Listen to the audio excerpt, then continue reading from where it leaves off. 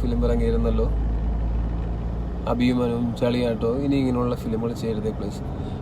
ഷാഫി, ആ സിനിമയുടെ കഥ ഞാൻ കേട്ടപ്പോൾ, അതിൻ്റെ കണ്ടന്റ് ഞാൻ വായിച്ചപ്പോൾ അതൊരു എക്സ്ട്രാ ഓർഡിനറി കണ്ടന്റ് ആയിരുന്നു. എക്സ്ട്രാ ഓർഡിനറി ആയിട്ട് ആ സ്ക്രിപ്റ്റ് എഴുതി വെച്ചിരുന്നു. പക്ഷെ അവരെൻ്റെ അടുത്ത് അന്ന് പറഞ്ഞത് ആ സിനിമ ഒരു എന്താ പറയുക, ഇന്റർനാഷണൽ ഫിലിം ഫെസ്റ്റിവലുകൾക്കൊക്കെ പോകുന്ന രീതിയിൽ ഒരു ഓഫ് ബീറ്റ് രീതിയിൽ എടുക്കുന്ന സിനിമയാണെന്നാണ് എൻ്റെ അടുത്ത് അവർ അന്നത് പറഞ്ഞത്.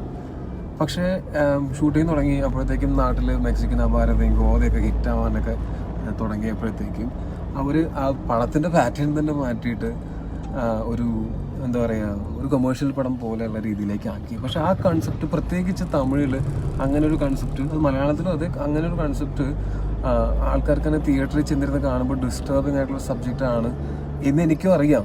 അതുകൊണ്ടാണ് ഇത് ഫിലിം ഫെസ്റ്റിവലുകൾക്ക് പോകുന്നു, പുനീത് മോങ്കയാണ് ഇതിൻ്റെ ഫെസ്റ്റിവൽ സ്ട്രാറ്റജിസ്റ്റ്, ഇന്ന ഫെസ്റ്റിവലുകൾക്കാണ് ഇത് വിടാൻ പോകുന്നത് എന്നൊക്കെയാണ് അവരെൻ്റെ അടുത്ത് അന്ന് പറഞ്ഞത്.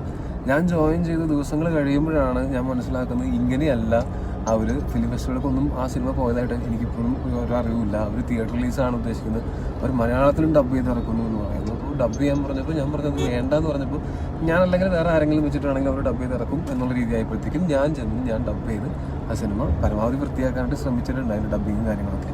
ആ സിനിമ ഞാനും സമ്മതിക്കുന്നു, തിയേറ്ററിൽ ചെന്നിരുന്നിട്ട് കുറച്ച് ഡിസ്റ്റർബിംഗ് ആണ് അതിൻ്റെ കണ്ടന്റ് എന്ന് പറയുന്നത്. അത് ഞാൻ കുറച്ചും കൂടെ ഭയങ്കര സീരിയസ് സിനിമ ഗോവേഴ്സിനുള്ള ഈ ഫിലിം ഫെസ്റ്റിവലുകൾക്കൊക്കെയാണ് ആ സിനിമ പോകും എന്ന് ഞാൻ കരുതിയിരുന്നത്. അങ്ങനെയാണ് എന്നോട് അറിയിച്ചത്.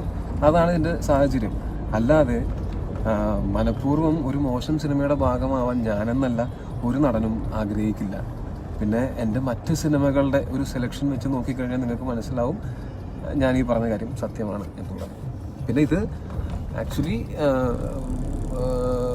മെക്സിക്കൻ അപാരത കഴിഞ്ഞ സമയത്ത് ഷൂട്ടിംഗ് കഴിഞ്ഞതാണ്. പിന്നീട് എന്തൊക്കെയോ കാരണങ്ങൾ കൊണ്ട് റിലീസിൻ്റെ ഡേറ്റ് ഇങ്ങനെ മാറി പോയതാണ്.